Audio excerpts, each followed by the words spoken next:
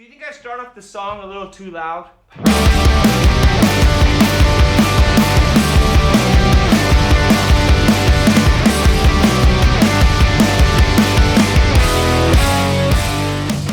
Episode 1 of the Dumpster Fire podcast. What's up, Lindsay? How's it going? Pretty good. I'm pretty good. Yeah. I'm stoked. Stoked to start I'm a so excited podcast to do series. this.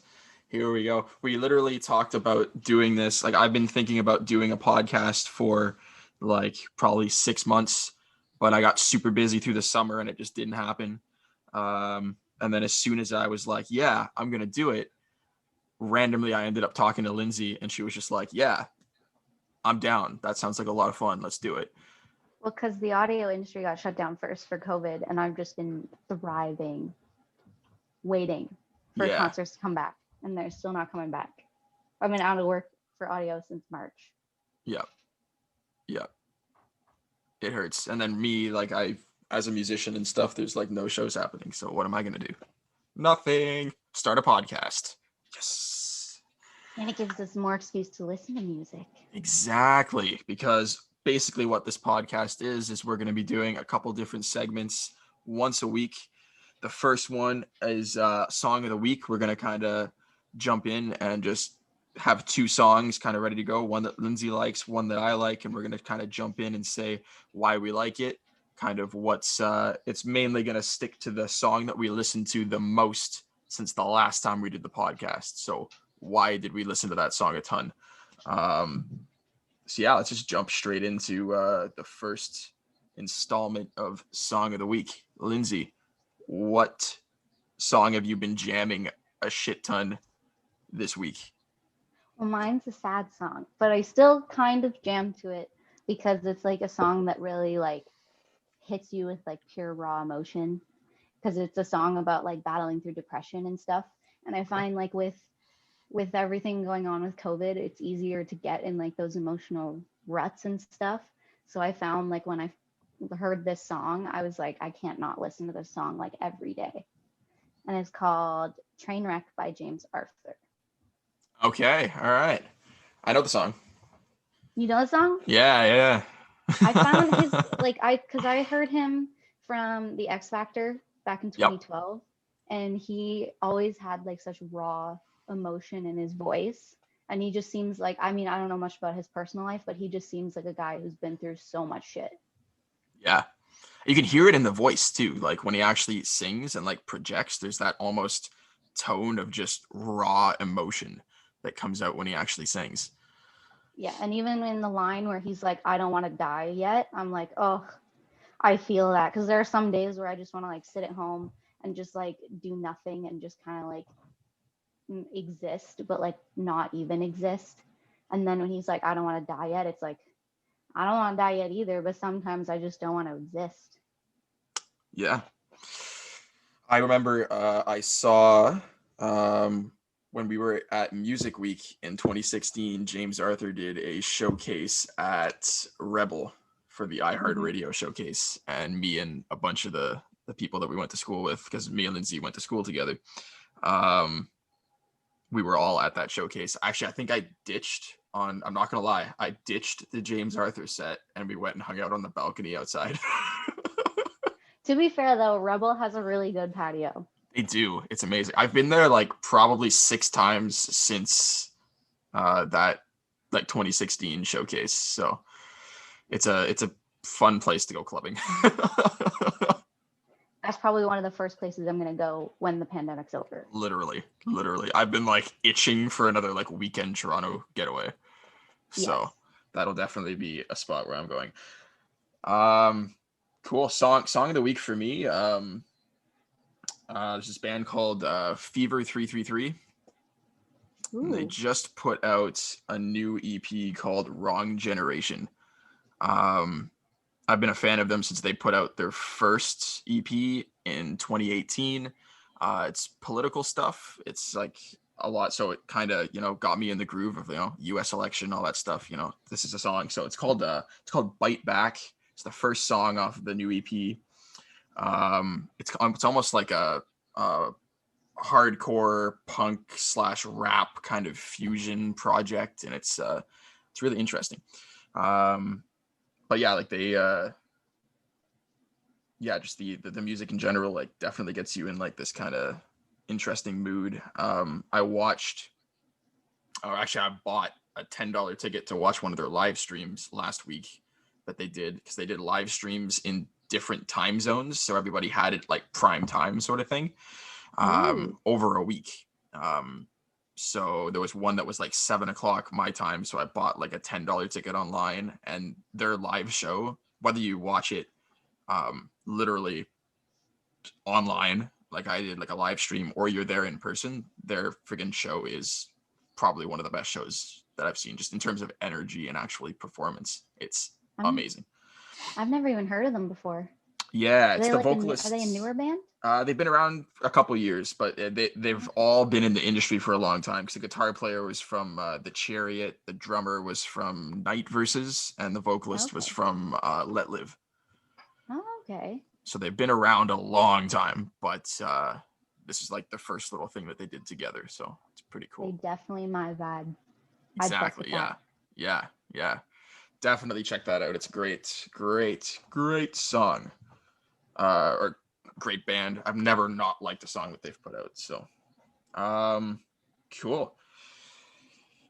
Ready to review our album? Yeah, yo, let's freaking review an album. So, another thing that we're going to be doing every week is we're going to be taking just an album, whether it's like a old album, a new album, whatever freaking album we decide or want to do, and we are going to review it top to bottom. We're going to give it a freaking dumpster fire review, freaking number from like 1 to 10 on how great the freaking album is. Ranking. That is what I couldn't think of the word. But like we're doing our own opinions, so we're not right, but we're not wrong either. Exactly. And we're gonna like rank, the songs from like our favorite to the least favorite on both of our opinions. So you're gonna get two different opinions on what the best songs are and the worst songs are, so you guys can kind of figure that out for yourself. But just kind of like interesting facts and just some fun stuff. Like, we're just gonna talk music and have a good time doing it. Not gonna lie, I'm a huge fan of this artist, so I was really excited.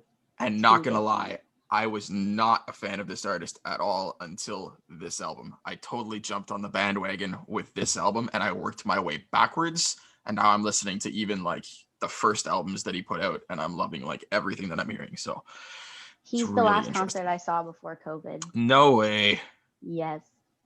I skipped seeing him at Blues Fest like 4 years ago when he came, because I was like, I don't care. But now you do. Now I do, and now I'm like, damn, I would totally go check that out. But he'll come back eventually. Oh yeah. So this artist we're talking about is Machine Gun Kelly, and the album is Tickets to My Downfall. Jumping on the bandwagon and just going freaking, that's the album we're doing today. Yeah, the album totally turned me on to just him as an artist, and got me really, he just jumped in and did like this whole other genre of music that he's not really done before. The first song that really got me into him was when he did the collab with Youngblood and Travis Barker on I Think I'm Okay. Hotel Diablo. Yeah. But it was like the last track, I Think I'm Okay. That was the first song where I was like, that is a sick song. That was the song where when I heard it, I was like, okay, we're gonna get a punk album. And literally, then when he said he was gonna make a punk album, everybody thought he was kidding. And then when he released his first single, all of his fans were freaking out, like, what the fuck, bro? You're making a punk album? And he was like, I literally told you guys I was making a punk album. Why are you mad? He released a song in the middle of like when he dropped the first single and when he released Hotel Diablo. I can't remember what the name of it is. It's like why are you here? Or why are you here? Yeah. But I was actually surprised that one wasn't on the album. Exactly. I thought that was the first single for the album, but it was actually just like almost the transition point where he was like, yeah, we're actually gonna do this. Yeah. That was a good song. I love that. That song. was a really good song, and I was really surprised that it wasn't on the album, but because it would have fit. It fits the sound. Like that's literally what he was going for. So, but yeah, so we're just kind of gonna jump in and go track by track and just kind of talk a little bit about, you know, each track and what we like and what we don't like. But we're doing the deluxe version. We are doing the deluxe version. We're going all out and doing like, I think there's 18 songs, not including intros and things. There's, if you 17. include all the intros and interludes, there's 21 songs on the deluxe 21, album. 53 minutes, I think. Watch me be Are right. you ready? I have the Yes. album on my phone. Are you ready for the Is first it 53 one? minutes? Is it 53 minutes though? Uh, Watch me be right. It is. I think it is like 53 minutes. Yeah. My phone doesn't. I don't have Spotify. I only have YouTube Music. So Okay. it's not fancy enough to tell me all the times. Give me 2 seconds and boom. Here it is. 53 minutes. Yeah. All right. Yes. Talk about the first track. Go, Lindsay. The first track is literally called Title Track. And for me, I was like, because I found with, especially listening to all of his other albums, I find recently with his newer albums, he has like an opening track, which isn't really like big musically, but it kind of just like introduces like almost like the storyline for the album. Because like each of his songs on his albums usually tell like a story. Yeah. And like even on his last album, Hotel Diablo, like the whole album told a story of like his past and like his life growing up. So like for me, I thought this was like a great way to open up the album. And it was a good song, but for me, this one didn't really stand out that much. But it really gave like an intro to like the title of the album, which is Tickets to My Downfall. Exactly. Yeah. For me, like just some like, honestly, it sets the tone for the record. Exactly. It gives you like, this is what it's going to be about almost. And for me, like just the first lyrics on the album are some of my favorite lyrics from the entire album. Like I sold some tickets to come see my downfall. It sold out in minutes. Saw friends in the front row. Like that hits hard. And those lyrics like really, really, really stand out. And it definitely sets up the album in just that perfect way where, like it almost fakes you out a little bit too, because it comes in with that like kind of like acoustic-y feel, and it could go in like whatever direction you really wanted it to, right? And then it comes in with that like drum fill, and then like straight into like this like boom, here's like a full band punk album, and you're like, okay, all right, he actually did it, you know, like he wasn't kidding when he said he was gonna do a punk, like a pop punk album. Like he actually did.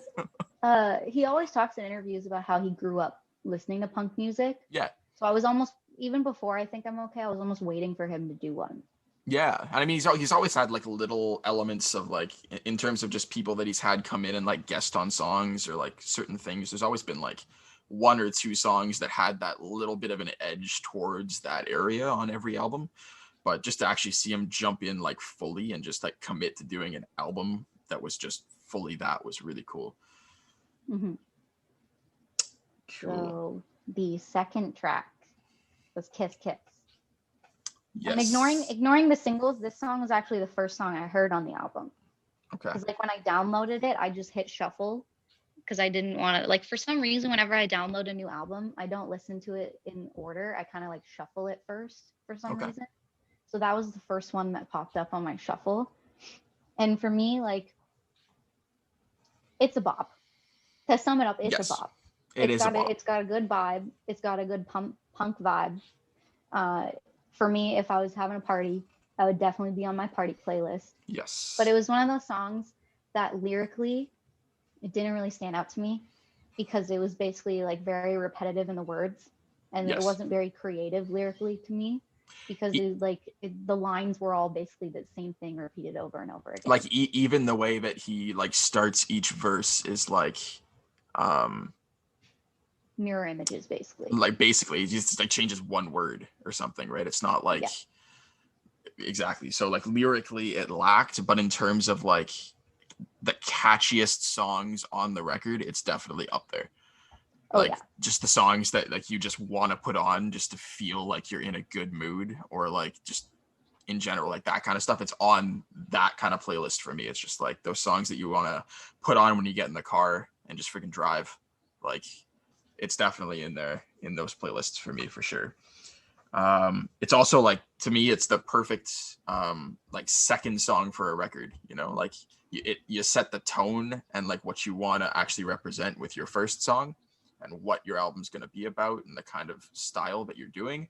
And then you bring in that super catchy song that's second that kind of captures that person's attention and kind of goes, Yeah. kind of slaps you in the face and goes, there you go. Like, here's the actual song you wanted, you know? And for people like like listening to the album for the first time, like going track by track, like it's kind of the song that'll like suck you in and basically be like, oh, I want to listen more. Exactly. Drunk Face. Number 3 is a song called Drunk Face. It's one of the songs that I listened to the most, honestly, when I first started listening to the album. Not so much lately, like anymore, but when I first got the album, it was one of those songs that really kind of sucked me in for sure. I think like everybody can kind of relate to that kind of image of like, I'm still young, I'll kind of fix myself later, which kind of stuck out to me a little bit. Like, you know, oh yeah, I have like this like certain problem that I'm struggling with, but you know, we'll deal with it later. Like, This was definitely a song that seemed like almost like an anthem for people in their 20s. Because I yeah, find literally. when you're in your 20s, you're stuck in this like little like in the middle of the bridge between childhood and adulthood, where you're like trying to figure your shit out, but also still wanting to like live it up and have fun. And you're trying to figure out like how to handle all your shit, because now you're basically like, for some people, like when they're 16, they're basically shoved out to live on their own and having to fend for themselves suddenly, and they're like, I don't know what the fuck to do.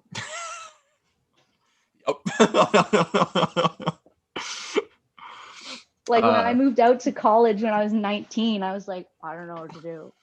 Literally, yeah. I remember going to friggin' probably third week of college. We friggin' went to Zach's Diner, and we Yep. friggin' with Bran and My who friend else was Rhea there? and Jack.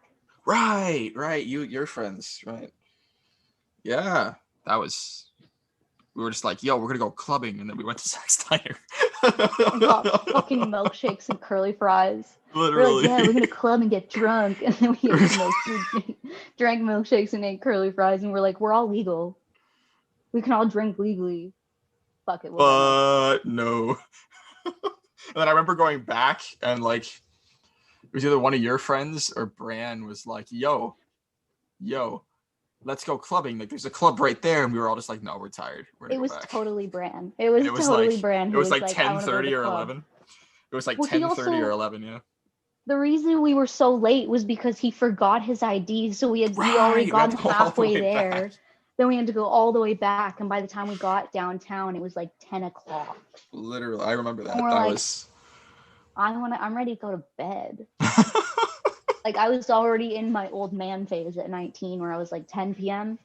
bedtime. Let's go. I was still in my young phase at 19. Like after college was when I actually started like partying harder. So I partied hard in high school. yeah, When I you're in didn't. when you're in a small ass white town, you have nothing else to do but drink and party.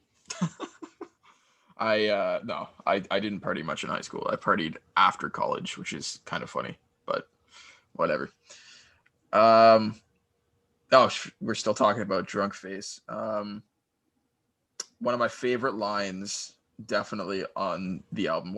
Another one of my favorite lines, I should say, is the first line of the first verse. I'm overcompensating for heartbreak. I swallowed a pill that was in a heart shape. I thought that was such a cool like rhyme. and like a really interesting lyric.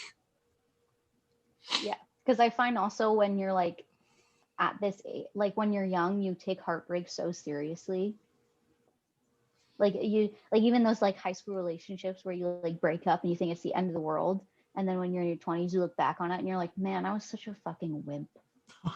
Yeah. We dated for like a hot minute, and I'm crying about it. Like 5 minutes, and you're like, oh, rip. Like, like maybe I. I'm a bit of a bitch, but like No, I feel it. I feel breakup. it.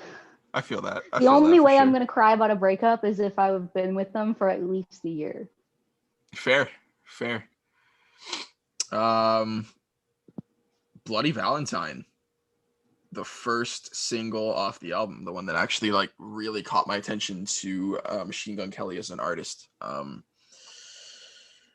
Uh, do you think it was? Oh, here I was literally messaging you earlier and saying I was gonna throw out this question here, but do you think it was a good song to put out as a first single?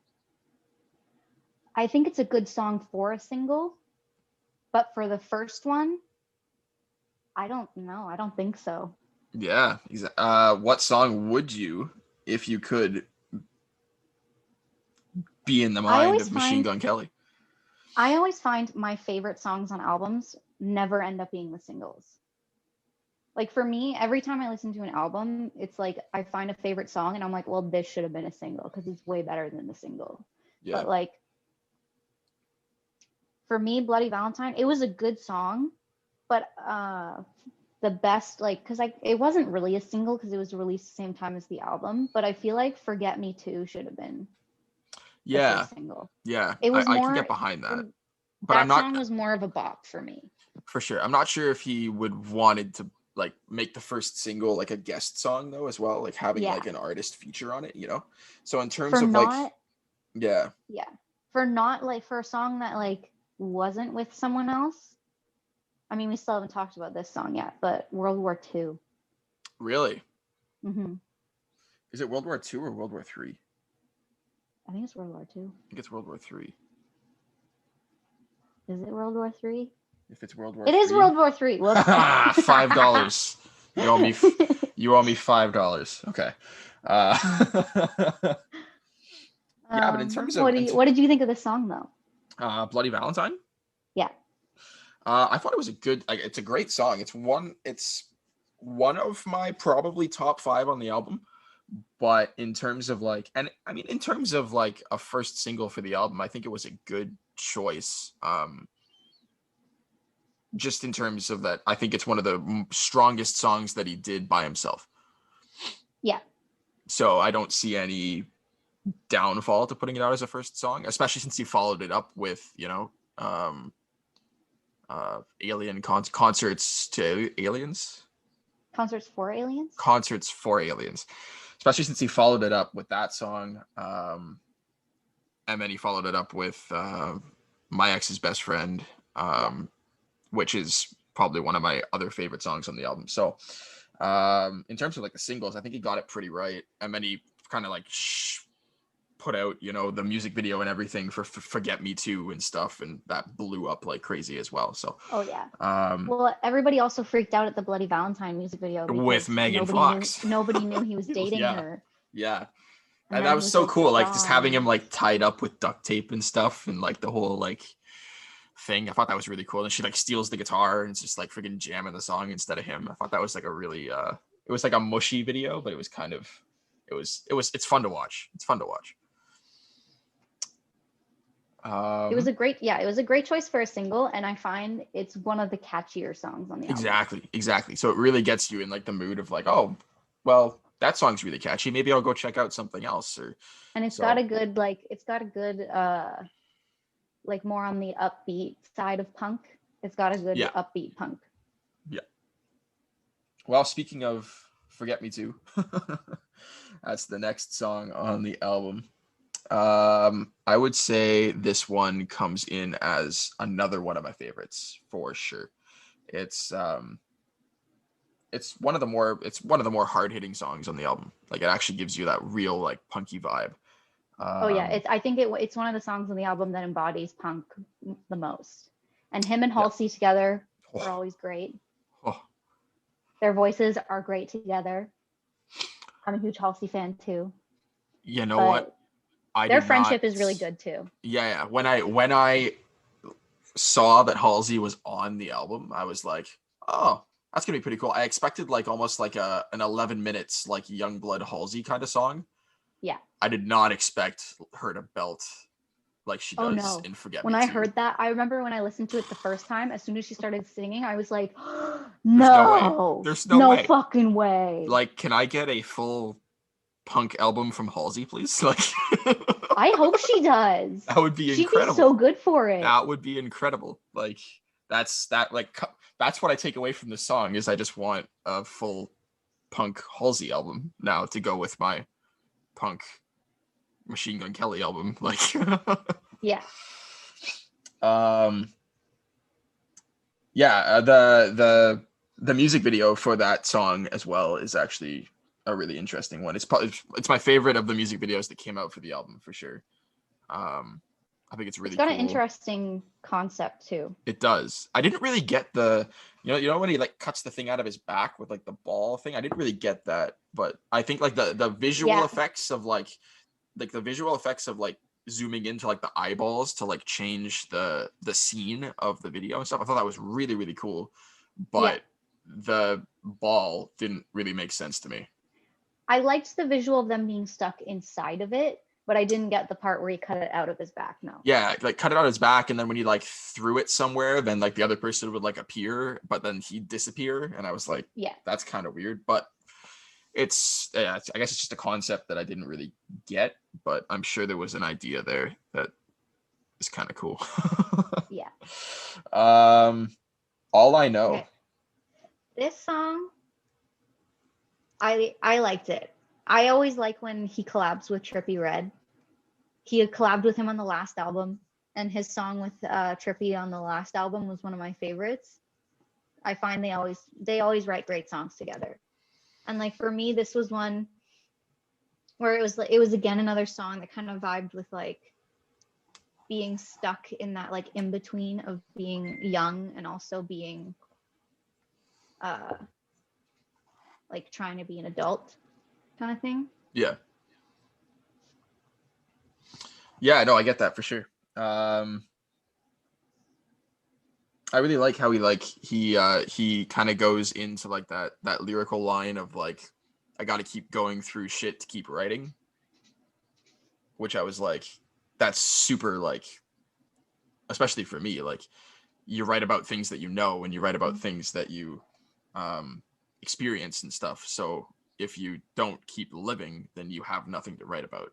So that was kind of a really cool line to kind of relate back to me in terms of like songwriting for me.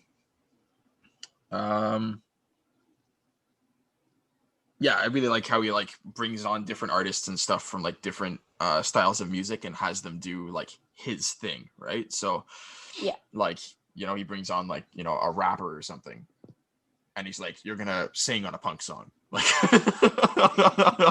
you have no choice, you're just gonna do it. Like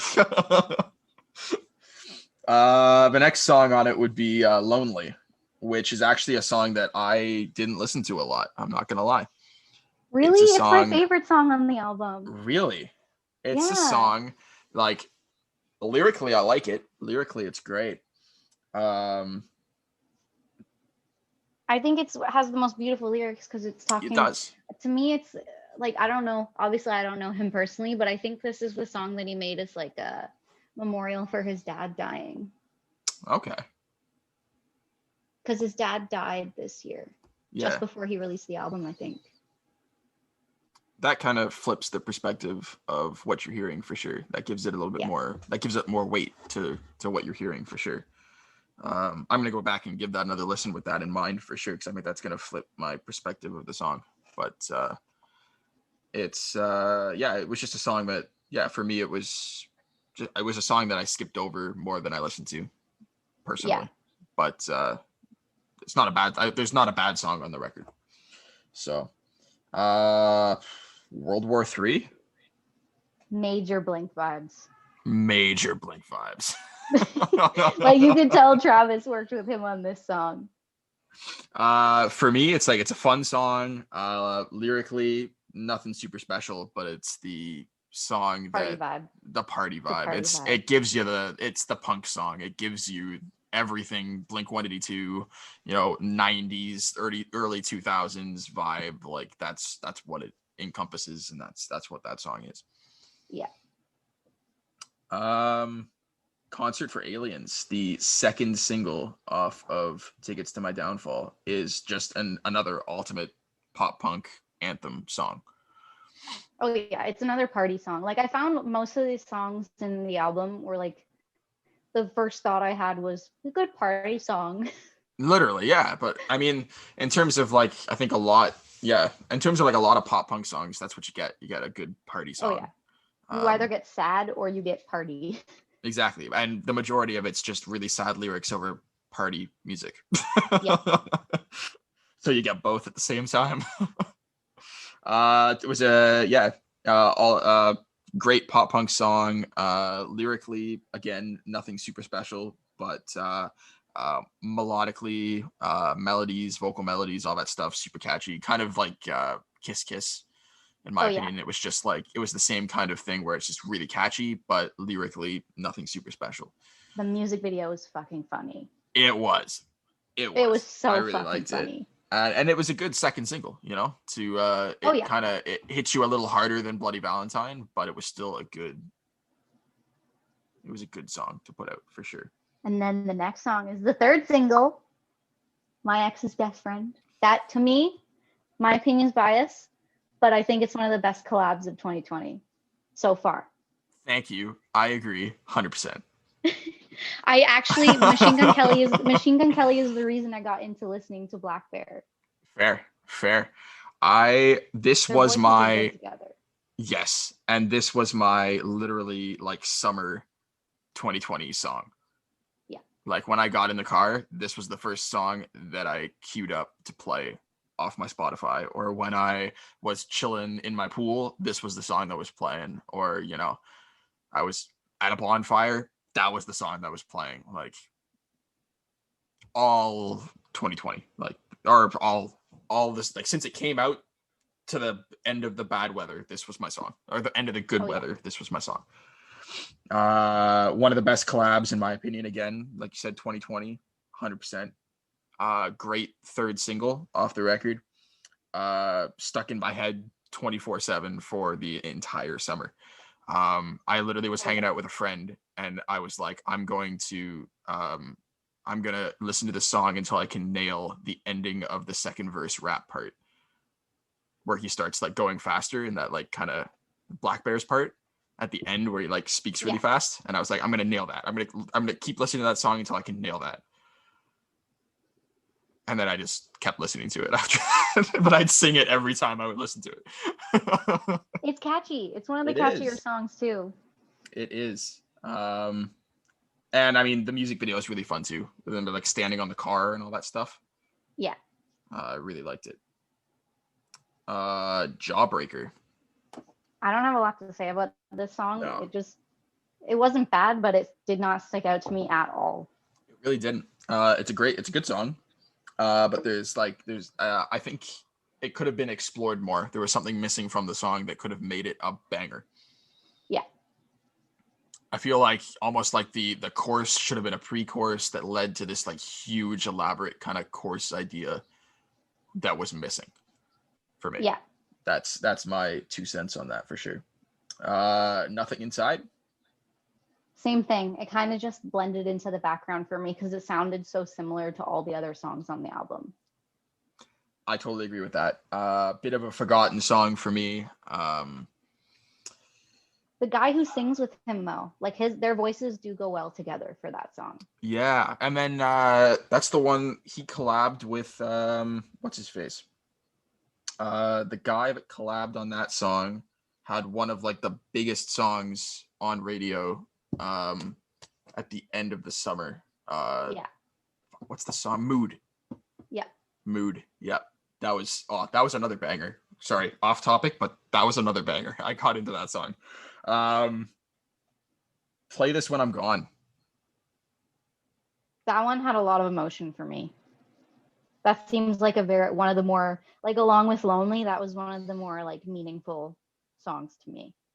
Yeah, 100% agree.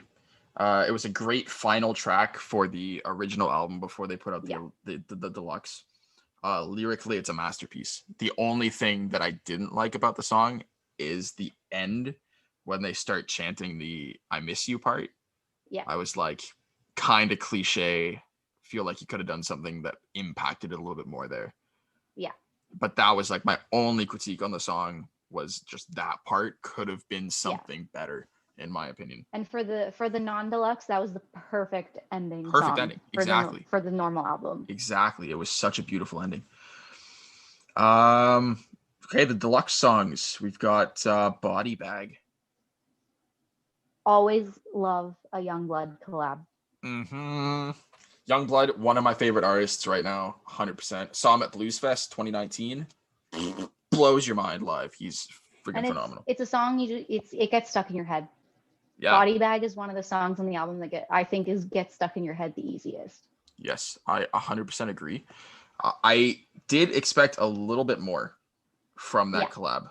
Especially from like comparing it to I Think I'm Okay. It felt like they dialed it down a bit for this song. Exactly. And I felt like it was just it was missing like just something there that could have really made it something special. It was just kind of like it's not my, like, I expect when I see that collab coming, especially with the Used, the vocalist for the Used too, I was like, that's gonna be my favorite song off the album, 100%. And it wasn't. It's not my favorite song. It's not even in my top 10. I think like it's literally closer to the bottom than it is to the top for me. Yeah. Hangover Cure. It feels like you know how some songs like they're not just like a song, they're like an anthem song. Yeah. That's what this song felt like to me. It felt like an anthem song. Yeah, I get that. Again, like it's not a song that stood out to me though, for sure. No. It's probably my least favorite of the deluxe, like the 4 deluxe songs, for sure. Yeah. It's catchy. It's another catchy banger that you're gonna listen to, and it's gonna get stuck in your head though, for sure. So it's a great song. Split a Pill. It's super catchy, but it didn't stick out for me. The message of the song was kind of conflicting for me, because for me the lyrics kind of went back and forth between wanting to be sober and then wanting to not be sober. At least that's how I interpreted the lyrics. So it was the lyrics were kind of confusing to me, but it was still a good song. Yeah, no, it is great. It's actually my favorite song of the deluxe songs. It's one of my personal favorite song. One of the songs I like actually the most off the record. Lyrically, again though, it is kind of confusing about like flipping back and forth like that, but in terms of like just the melodies and the edginess of the song, and even the intro to the song, like, hey, do I start this song too loud? I thought it was kind of funny and and kind of interesting. Can't Look Back. It doesn't feel as punk for me. No, I don't know why. It just, when I was listening to it, it didn't feel very punk. It's still a good song, but out of the fact that it's a punk album and comparing it to all the other songs, it felt the least punk to me. That's fair. Yeah, it's definitely it. I like the fact that it has like almost that drony guitar part. Yeah. And it has the whole verses over that, and when you hit the chorus, they bring it down and they kind of bury it under the actual rhythm guitar section, so it becomes like the lead in the chorus, but it becomes like the standout part in the verse, which I thought was kind of interesting.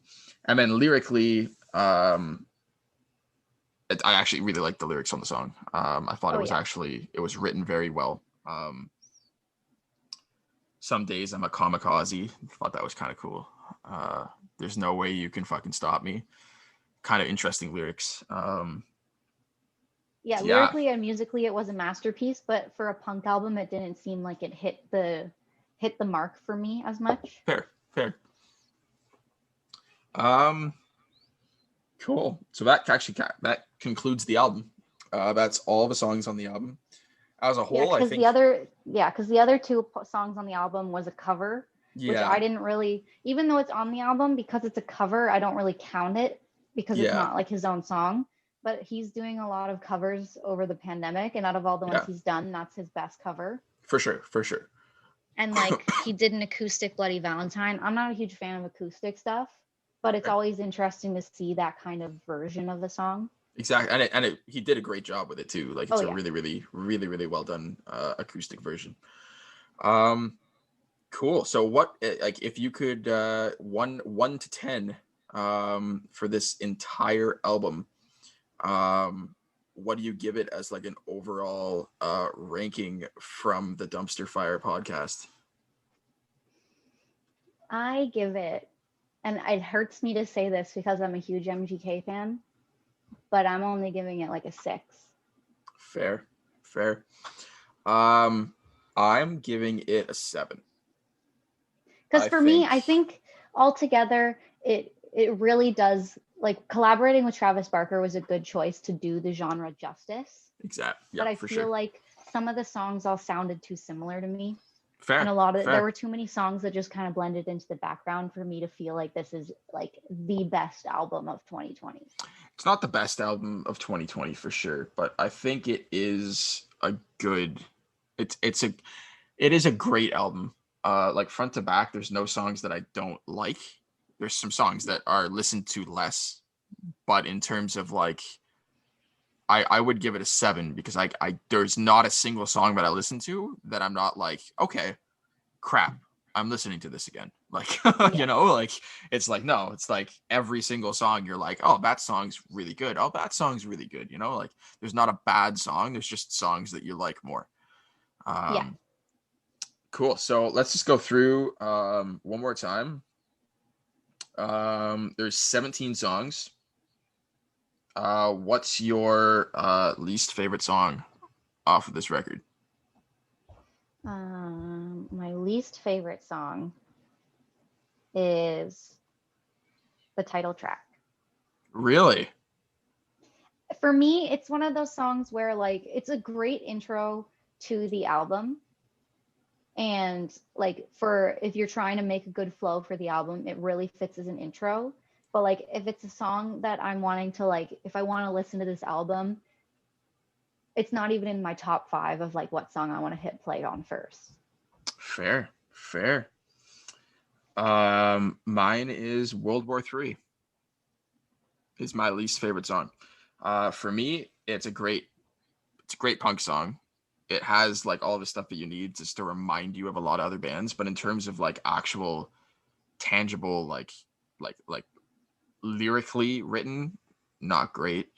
And I'm like a huge guy on like lyrics and just like songwriting in general. And to me, it's just the one that kind of lacks for me in that perspective. Yeah. And then what's your favorite? Are we just going straight to favorite? Yes. Okay, let's go straight to favorite. Favorite, Forget Me To. Ooh, yes. Close behind is My Ex's Best Friend, though. Like 100%. Yeah. Like those Top are my 2 top collabs. ones. And then, Top you know, 2 collabs of 2020. And then Bloody Valentine, Kiss Kiss, title track are like my top 5. Those round out my top 5. My top 5, going from 1 to 5. My favorite is Lonely, just because, I mean, I know more. I'm more of a fan of his than you are, so I know a little bit more about it. But like, especially knowing that he lost his father. He either lost his father before the album came out or like just after the album came out. But just like listening to those lyrics and knowing about all of that, like it's very raw for me. And then second would be Body Bag, just because I love Youngblood. He's one of my favorite artists right now too. Yep. And then ironically, World War III is my 3rd spot. Oh boy, we're like complete opposites. I love Blink. Like my favorite band growing up was always Blink. So for me, that vibe hit me in the feels. I find that funny because Lonely and Body Bag are in my bottom 5. So it's a nice little flip. And then my 4th is Forget Me Too. Yep. And then number 5 is actually Hangover Cure for me. Really? That's also Yeah. in my bottom 5. It makes it more interesting to have opposite It tastes. does. It does. It really does. It makes it hard for people that are listening to be like, I'm going to go listen to that song because they both said it was good, because we didn't say that, except for Forget Me Too is both in our top 5. Yeah. So check that one out because we both like it. Check out this album because it's Check great. out the album. The album is like, we said like a lot of stuff that we didn't like about it, but we said a lot of stuff that we did. And again, to be totally honest, masterpiece in my opinion, top to bottom. It's gonna be one of my favorite albums from 2020. If you love punk and you're very like, if you are very adamant about that genre, he did it justice. He did. In my opinion, He really did did it justice. He's like, from somebody that came from, like he's always had punk roots, but from someone that literally just like completely flipped his sound to something different. He And not a lot of came artists in with can a do banger. He came in with a banger album, and I really hope that we get to hear more of, like, I hope we get to hear him progress in this direction a little bit more on future releases as well. Yeah, so that is the Dumpster Fire Podcast, episode 1, reviewing Machine Gun Kelly's album Tickets to My Downfall. Yeah, follow us on all of the social media platforms at Dumpster Fire Podcast. I don't think I've made any social medias yet. So I'm not really sure. I'm not really sure if it's going to be at Dumpster Fire Podcast or not, but we're going to go with that for now because I still have to make them. That's okay. We're a dumpster fire because we're a hot mess. We are. As you can tell, we are a hot mess because I literally just said to follow us on social media and we don't have any. Yeah. I had one job before coming on to this podcast, which was make social media, and I did not do that. That's okay. We'll just keep picking songs of the week and picking albums to review, and then that'll be fine. Exactly. So I'm going to make a playlist on our Spotify where you'll be able to find this podcast or the audio for it. And from there, we'll have a playlist which will have all of the songs of the week that we discuss, as well as I'm going to throw in a couple of songs that we genuinely like from the albums that we review. So we'll have like a nice little playlist of just songs that we've reviewed and all of the songs of the week that we'll have going over on the Spotify account. Yeah. That playlist will also be a dumpster fire because it'll just be a like mukbang of different genres of music.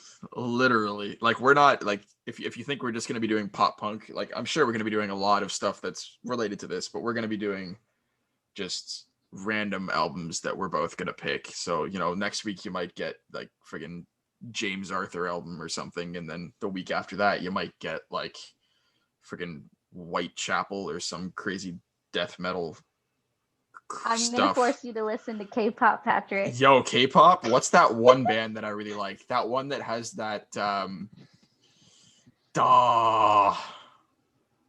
crap. I'm a huge weeb. I like K-pop. I'm gonna make you listen to it. That's fine. I will review K-pop. I literally, when I was going down to Toronto with my best friend, and there was this one song that was a K-pop song, and I cannot remember the name of it for the life of me. I will find it. I'll send it to you later. I'm sure you know it because it's one of the really popular K-pop artists or bands BTS? or whatever it is. I think so. I don't know. I can't remember. Are they boys or girls? Girls. Blackpink? Yes, Blackpink. It was that da da da da da da da. That was like the Yep. Yeah. Kill This Love. Yes, Kill This Love. That was the song.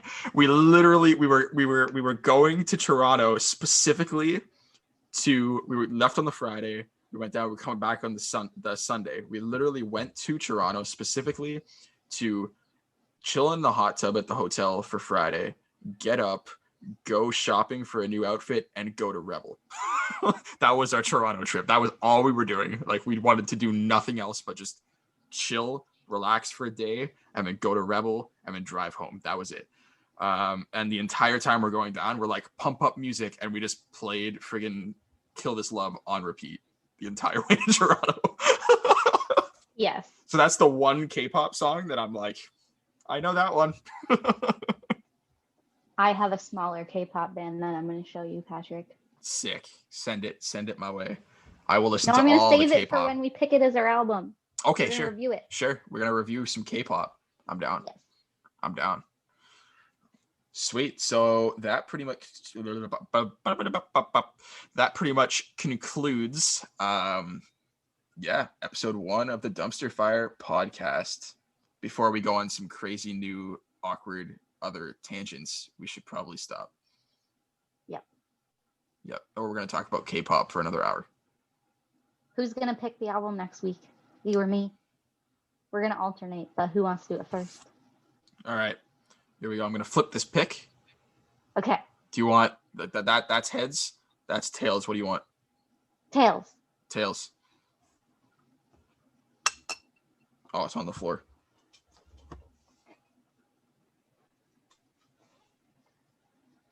Tails. Lindsay's picking the album. Except we won't tell you what it is until the next podcast. No. Follow our social medias as soon as I get them up and going, because we're going to be dropping like ahead of time. We'll be doing like, this is the album we're doing for the next one ahead of time on all the social medias. So we'll have Instagram going, we'll have Facebook going, and whatever else I decide. Maybe we'll do a friggin' Snapchat for behind the scenes looks at our lives. Probably not. If we do a Snapchat, my side of it will just be my dog. Yo, that's cool. My side of it will be my bed.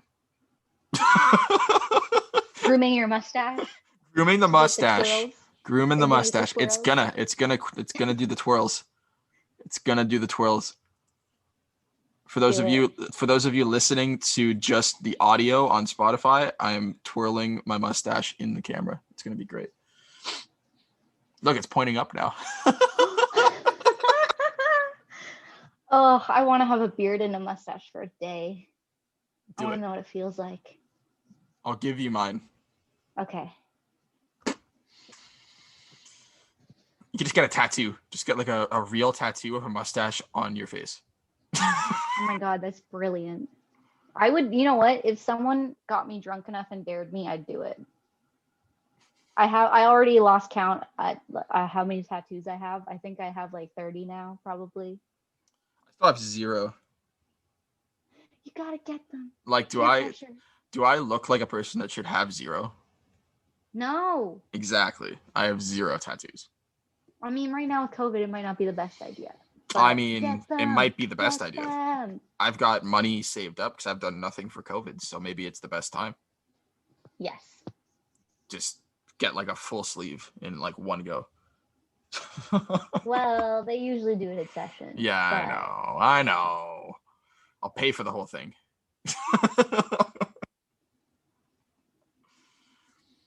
All right, cool. That's actually like a crazy other tangent that we just went on for another like 20 minutes. So seriously, this is the end of episode 1 of the Dumpster Fire podcast. Follow us on social medias at the Dumpster Fire podcast. Hopefully. If not some variation of the Dumpster Fire. You know what? If I get it wrong and I can't get the Dumpster Fire podcast on social media, then we'll follow you. You don't even have to follow us back. We'll just follow you. Yeah. All right, cool. That's the end. Have a great week, everybody. And we will be back next week with whatever album Lindsay decides to make me listen to. You're not ready for what I have in store, Patrick. K-pop 101, let's go. No, not yet. Okay, Not yet. all right, cool. Have a good week, everybody, and we'll see you back next week for episode number 2 with whatever Lindsay is going to make me listen to. Peace. Bye.